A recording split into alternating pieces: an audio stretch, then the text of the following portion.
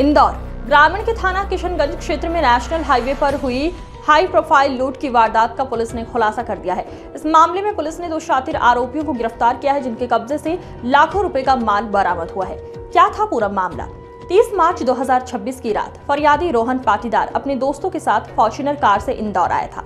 राजपूत ढाबा पिगडंबर पर खाना खाने के बाद लौटते समय धानु का कोल्ड स्टोर के पास उनकी कार पंचर हो गई।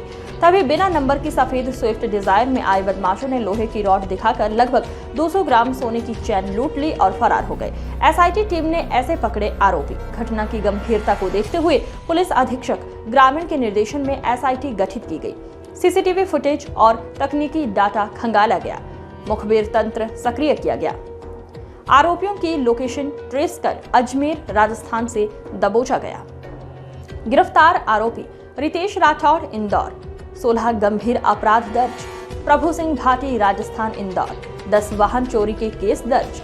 चौंकाने वाला खुलासा, आरोपियों ने वारदात से पहले गाड़ी के टायर में चाकू मारकर हवा निकाली थी ताकि सुनसान जगह पर लूट को अंजाम दे सके।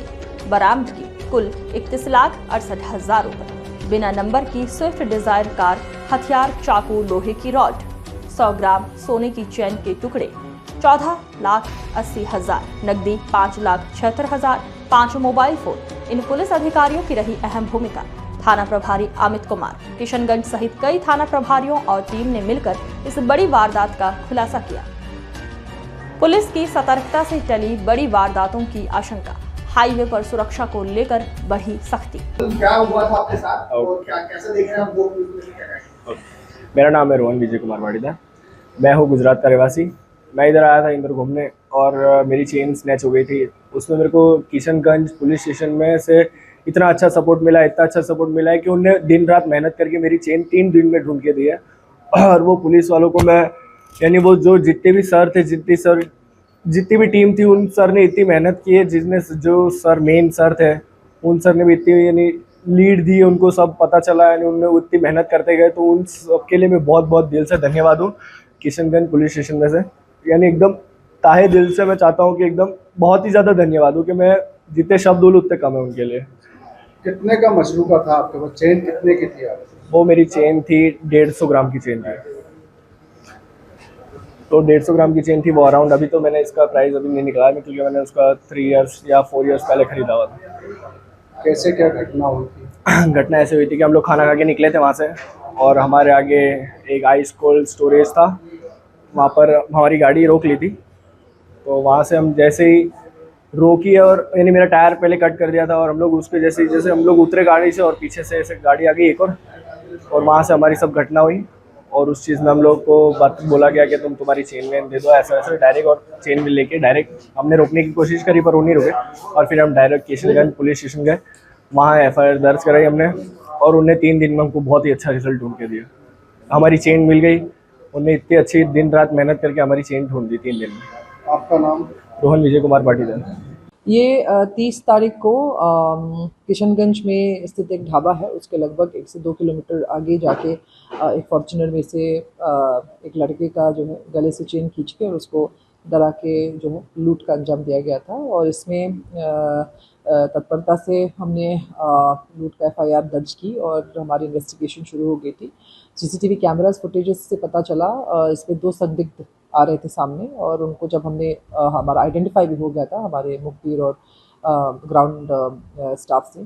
तो आइडेंटिफाई करने के बाद फिर हमारी कोशिश रही उसको पकड़ने की, बट फॉर सम रीज़न वो हमारे हाथ में नहीं आ रहा था। वो बहुत शातिर बदमाश था। उसका जब हमने पता किया तो वो एक बदमाश भंवरकुआ का रहने वाला है और दूसरा वाला रहने वाला है MIG क्षेत्र का।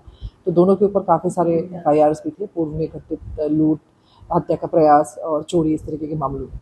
तो इनके पीछे हम लगे थे, 2-3 दिनों से लगे थे और फाइनली इसमें जो है यहाँ से ये रतलाम में रेलवे स्टेशन से ये राजस्थान की तरफ वो आगे बढ़ गए। हमारी टीम भी उसके पीछे बढ़ी और जब ये अजमेर पहुँचा तो हमारी टीम के साथ राजस्थान पुलिस और GRP राजस्थान के साथ मिलके हमने इन दोनों लोगों को अजमेर ट्रेन स्टेशन से उठाया, पकड़ाया और उसके बाद फिर हमने इसको यहाँ लाके फिर जैसे जैसे मेमो में इसका कहाँ पे इसने जो लूट का सामान था उसको बरामद भी किया। उसमें लगभग हमको 100 ग्राम सोना इसके पोजेशन से मिली और लगभग इसमें 50 ग्राम सोना इसने मेल्ट करके इसने सराफा किसी व्यापारी को बेच दिया था।